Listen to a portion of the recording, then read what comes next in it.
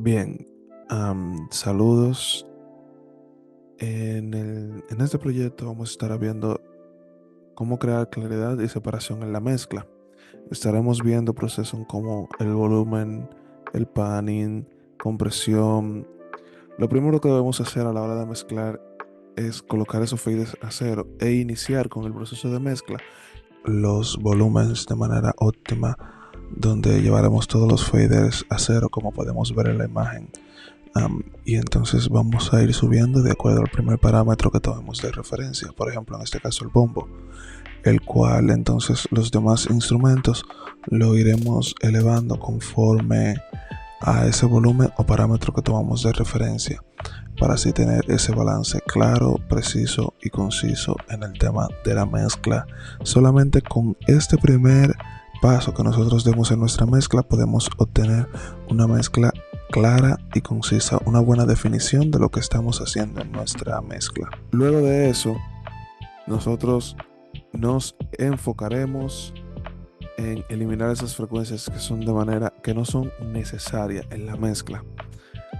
Por ejemplo, prestar atención a esas frecuencias que no nos aportan nada en nuestros sonidos ni en nuestra mezcla, y eliminar lo que no producen algún tipo de ruido o que no producen algún tipo de zumbido o feedback no necesario o que no sea de nuestro gusto en la mezcla. Hacer los level and panning correcto, la separación, la claridad, un correcto paneo. Hacer el paneo correcto para dejar esa libertad al centro para instrumentos como la voz, el kit, el snare y demás. Esto agrega más claridad y separación. Por ejemplo, también otra cosa que hablaba la persona que estaba dando este training es que tengamos cuidado con los instrumentos que tienen frecuencias parecidas. Cuando nosotros sentimos, por ejemplo, que un bombo se está perdiendo un poco con el bass, debemos de buscar la forma, ya sea de manera frecuencial o de manera en volumen, que nos enmascaren. Aquí él está poniendo también un buen caso como este, que por ejemplo instrumentos que él notaba que tenían un parecido frecuencial, como las guitarras y estos sintetizadores que podían enmascararse uno con otro. Tener cuidado a la hora de utilizar eso. Otra cosa es los instrumentos de rellenos. Recomendaba subir esos instrumentos de relleno hasta donde nuestro oído pueda percibirlo y luego reducirlo unos 2 dB, por ejemplo. Otra cosa que tenemos es el control de dinámica, que es sumamente principal para poder tener lo que es esta claridad en la mezcla. Por ejemplo, aquí él está utilizando este control de dinámica para las voces, que es clave para obtener esa claridad. Aquí utilizó este compresor. Am, con nosotros solamente es hacer, prácticamente nos enseñaba este joven que con solo enviar, por ejemplo, un paneo correcto y un volumen correcto, ya nosotros podemos tener un buen manejo de lo que es el tema de la voz. Pero cuando nosotros agregamos este tipo de plugin que nos agrega un poco de más de control en la dinámica, es mucho mejor. Y esta sería la forma correcta que nosotros podemos crear esos espacios y claridad de lo que nosotros queremos escuchar al frente. Esto nos ayuda a colocar la voz un poco más enfrente de todos los demás instrumentos, que es lo que queremos. También nos hablaba de lo que es el voice panning, que nosotros, por ejemplo, particularmente en los coros, porque nosotros queremos tener esa voz principal en el frente, presente, principal, ahí delante. Y los coros lo queremos tener o a los lados o atrás. Debemos de buscar esa ecualización, ese balance correcto de panoramización, enmascaramiento o cómo desenmascarar, porque es realmente lo que buscamos. Pero ojo con esto. Todo lo que está detrás, como paneo, volumen, nosotros no lo vamos a arreglar con un EQ. Solamente con volumen y panoramización nosotros podemos ir moldeando esa mezcla, dándole carácter suficiente. Bueno, luego de este disclaimer, entonces vamos a entrar a esta parte de lo que es el desenmascarar algunos instrumentos que puedan enmascararse debido al parecido frecuencial que tengan. Aquí nosotros Lo que necesitamos delante o detrás nuevamente lo podemos hacer con el enmascaramiento, con los EQ, am, darle espacio a los instrumentos, volviendo a redondar, poniéndolo detrás, delante.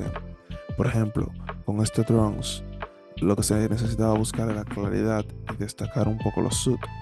Por eso vemos que alrededor de los 35, 50, 55 Hz tenemos un boost de unos 10 dB, porque estamos buscando destacar esos subgraves, um, y esa claridad en este caso de lo que es um, el kit out.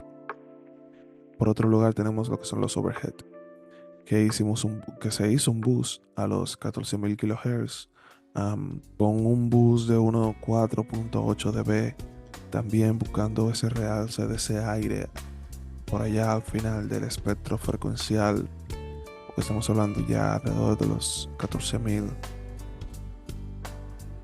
Por otro lado tenemos lo que son los tones, que igualmente tenemos un boost de unos 70, 80, para darle un poco más de gordura, si se podría decir, a los graves. Um, no tan resaltados, fueron solamente unos 3 dB.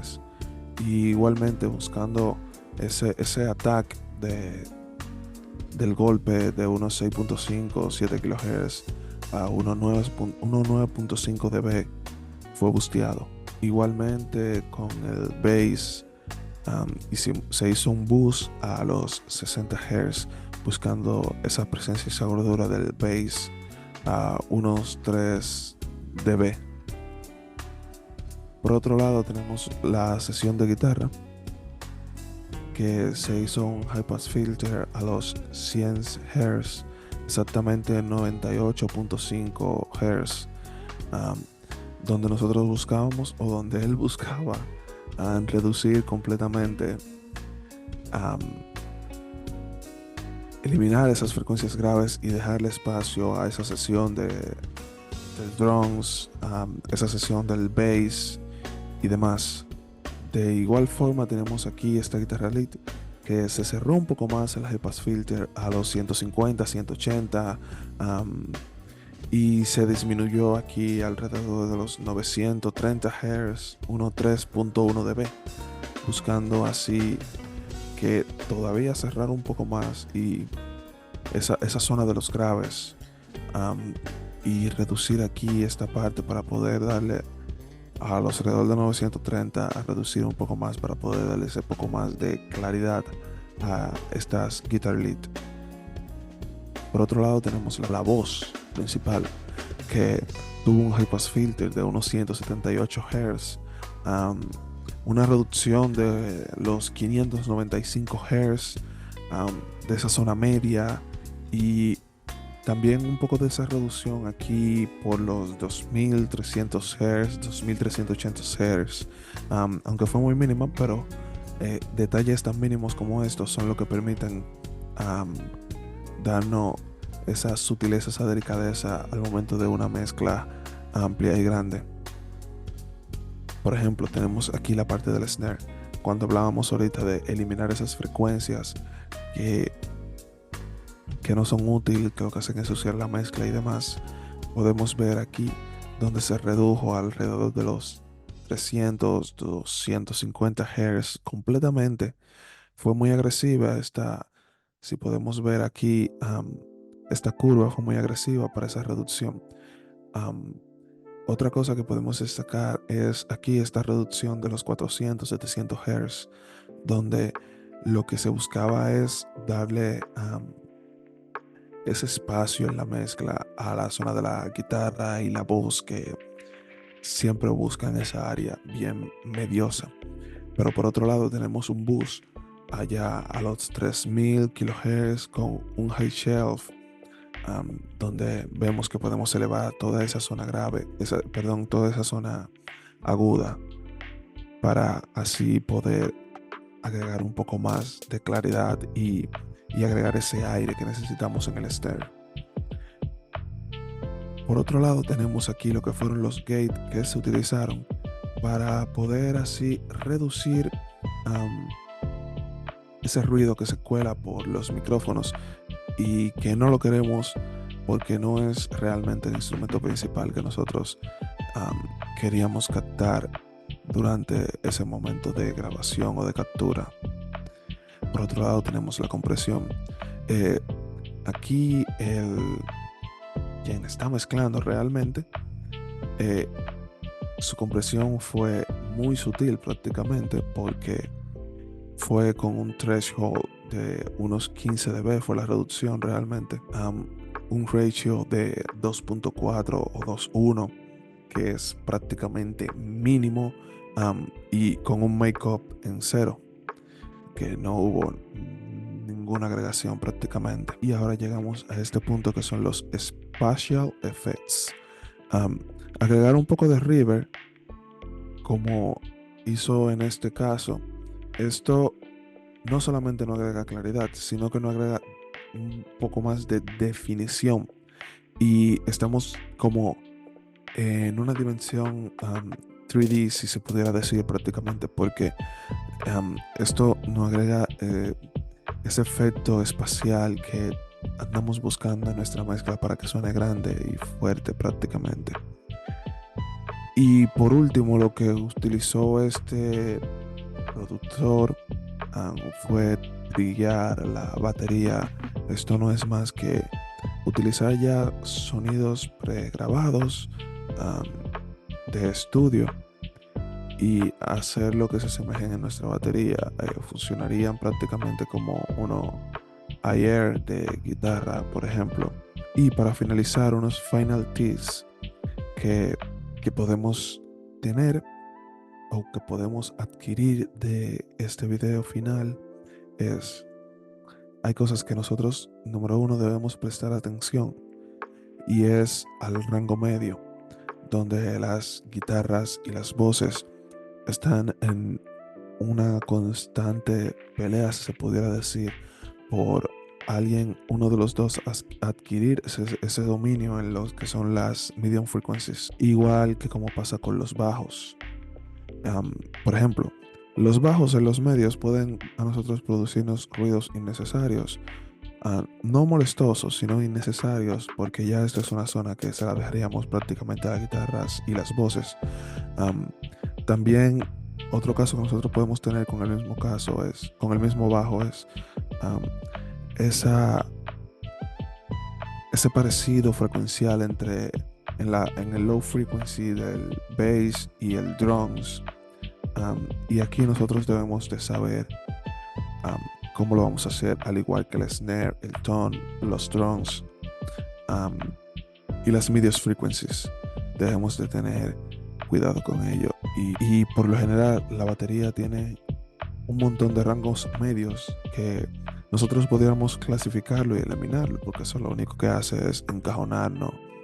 um, es el sonido de los snares, por ejemplo, que son un poco más encajonados, los drums, um, los tones, y estos fueron parte de los advertisements que nos dio el creador del video al momento de estar haciendo um, estos consejos finales, que no deberíamos de concentrarnos en cómo suenan los instrumentos en solo. Esto es una de las cosas más importantes que él dijo, y por eso lo coloqué en rojo aquí en mezclar en contexto, porque dice no centrarse en cómo suenan los instrumentos en solo, sino que deben de escuchar en contexto de la mezcla. ¿Qué nos dice esto? Que nunca debemos de mezclar un instrumento por separado. Por ejemplo, si estoy mezclando una sesión de batería, deberíamos, al momento de agregar el bajo, hacer esa mezcla del bajo en contexto con la batería, no mezclar el bajo en solo y luego agregarle la batería, porque al final vamos a tener que hacer cambios como esto que voy a decir a continuación. Por ejemplo, podemos obtener el tema de lo que es el enmascaramiento, por ejemplo, en un bass con un drum o bombo, donde en esa zona de low frequency, tienen una frecuencia muy parecida estos dos instrumentos. Y consejos que daba era, por ejemplo, si cuando mezclamos en contexto, es que si tengo el drums, por ejemplo, alrededor de los 60 50 que quiero tener ese low end ahí bien resaltados, elimínalo en el bajo, porque así entonces lo que pierdo aquí en el bajo lo gano en el drums. Pero entonces lo hago al revés. Aquí donde quiero más presencia en el bajo, hago un boost a esas frecuencias y las reduzco aquí en los drums. Y así obtengo ese balance frecuencial y esa mezcla en contexto. Ha sido todo de mi parte. Gracias.